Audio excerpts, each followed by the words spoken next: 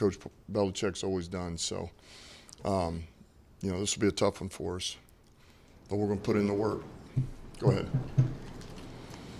Is the plan still to have Josh and Jerry practice today? And if so, Yes, we're starting their clock. Well, what kind of boost can those two give you guys when, in fact, they're ready to come back and play? Yeah, I mean, we like both of those players. It's a reason why, Jerry was a starter for us at one point last year, and then the reason we drafted Pascal. So, it'll be good to get them back and let them begin to work into practice, see where they're at. Where do you stand with the rest of your injuries, particularly the skill guys that were out last week? We're going to give a number of guys a rest today, particularly offensively. Sharp feels a little bit better today. Reynolds feels better. Swift's a little bit better. I would say everybody's a little bit better. St. Brown's a little bit better. So Jonah, I think, is going to give it a little bit of a go today just to see where he's at. But we're still day to day. We'll. Hopeful at least that you'll be closer to full strength there with St. Brown and Swift and Jonah back. I'm sorry. Back for Sunday, that is. Yeah, we don't really know. I just know they're better, and so that's a good sign. And I know we asked you about a lot of the long-term injury situations on Monday. Yep. With Romeo and Jameson, those guys are coming back from big-time surgeries. Do you have any sense on where they kind of are nearing, maybe a finish line for you guys in terms of getting those guys back? Tough to say. Both of those guys are really improving. I know J-Mo's really over the last 3 weeks is it's really picking up in a good way. So it's hard to put a deadline as to when they'd be out there. But I mean, I think you're still looking at a while. I mean, certainly a good time after the bye before we could think about it. And you have Coach Bailey Zappi in the Senior Bowl. Can you glean anything from that at all? I mean, I know that's so far ago, but he could potentially get the start. Is there anything you can take from that week being around for him? Yeah, well, highly intelligent. I mean, he picked up the offense very quickly, very composed. Just had a good command of the huddle. Teammates respected him. You could tell they listened to him, and he kind of plays that way. So I thought they did a good job with him, just trying to get him settled in and being smart and not putting him in a bind. Continue to run the football, do things to get the ball out, and then a little play action. But I thought Coach Patricia called a good game. Getting him in there. And I know if he's the guy, he'll be much more settled. That's hard for a rookie to just go in there and there you go, you're rolling. So they'll have a good plan for him, but he's certainly, he's got the FBI for sure, After the game, I know you said, it wasn't a time to enter panic mode, no finger pointing, but how do you feel the conversations went with the staff after the game? I know you said you talked to AG.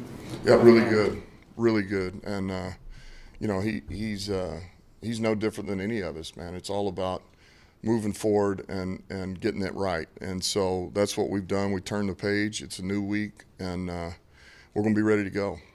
Sorry, you mentioned Patricia. There was a lot of head scratching, I guess, when Bill made him the offensive coordinator, offensive play caller, just because he was a defensive guy. How difficult is that transition from one side to the other, and especially when it entails play call? I think it's tough. I think it's tough, but I also know if you know football and you're a good coach, you can adapt, and that's what I see. He's adapting quickly, and every week it's better and better and better, and they're attacking their opponents. They're putting together good game plans. They're using their roster well. So he's doing a good job. He really is. So many questions about the defense and the performance on Sunday, but with what your offense did with so many guys out, what do you have to say about the performance that they put on still and what Jared Goff has done through the first 4 weeks of the season? Well, first of all, Goff is playing at a very high level. He's certainly given us a chance to win these games, and So I can't say enough good things about him. You know, the fact that he's built a camaraderie with these receivers, he trusts them. They're all on the same page. That goes a long way.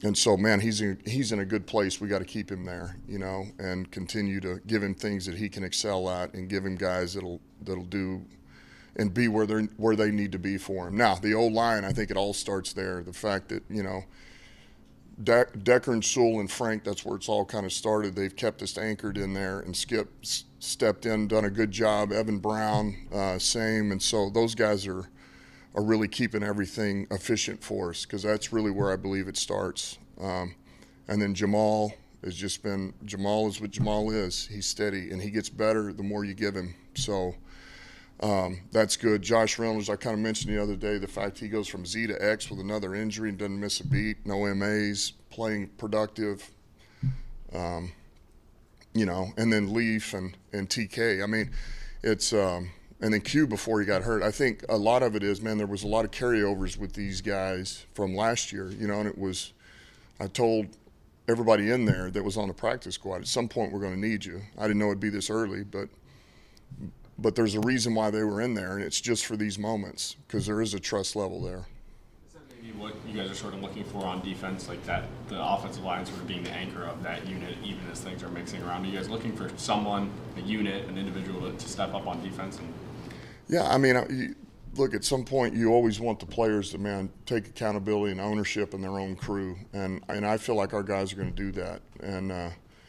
And look, nobody wants it more than they do, and that we do in this locker room. And I can tell you this, they're locked in. We just finished our walkthrough. I was in the morning meetings. We're out there in the walkthrough. These guys are locked in, and we're going to give them a plan that they can succeed in and play fast, and all hands on deck. The importance of building trust on the defense and those guys trusting each other. Just looking over your roster and thinking about the way you've talked about guys in the past, is Will Harris somebody you want to get into the lineup? Yeah, look, he's a guy we do have a lot of trust in, and I could see him playing this weekend. I think he's going to play. I think there's going to be a lot of guys that are going to play, though. You know, I wouldn't say we're just going to hone in on these are the only guys and that's it, but certainly we're looking for the right combination of players that they can all, you know, kind of feed off each other, and guys that can make some plays and be where they need to be. And so it was a step in the right direction so far. You mentioned game planning against Belichick. You didn't obviously have to do that a lot in New Orleans, but obviously your Miami days you did plenty. What stands out, I guess, what stands out about that challenge more than anything? Well, his teams are always going to they're never going to let the best player beat you on either side of the ball. That's what that is 100%. Whatever you do well is what they're going to try to take away first and foremost. And if you can find a way to win it without that, then, you know, okay, he's playing the odds. So he's always been that way.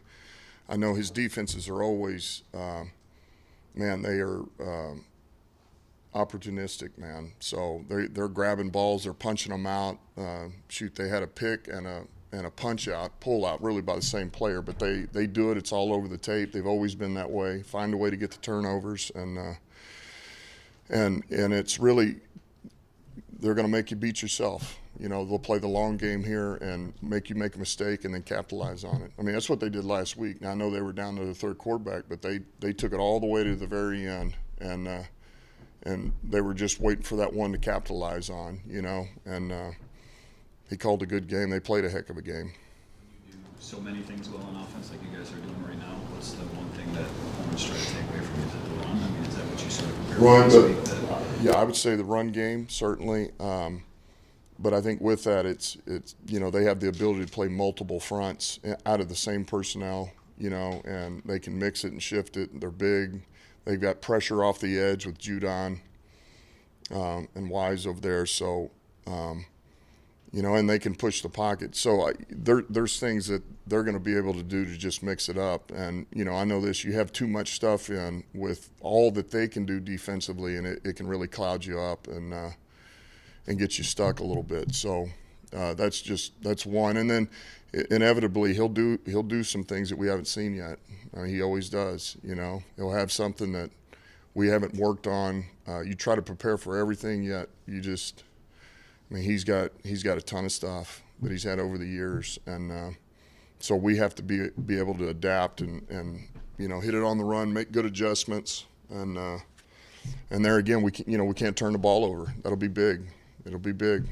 How well do you know him, if at all, just through ourselves or anything? Yeah, just I don't have a personal relationship with him, but I obviously respect the heck out of him, and I know what he's about, and he's arguably the best coach that ever coached this game. So I mean, it's hard to argue with what he's done. Is there any sort of relationship at all with Matt Patricia over the years of passing him at all and scouting the last couple of years of, hey, maybe go to check this restaurant out after you took over? Any sort of communication once you got this gig from him? No, but I didn't reach out or anything like that. And I've met him a couple of times, and he's been great. He was great, but no, I haven't talked to him or anything since this. Thank you guys.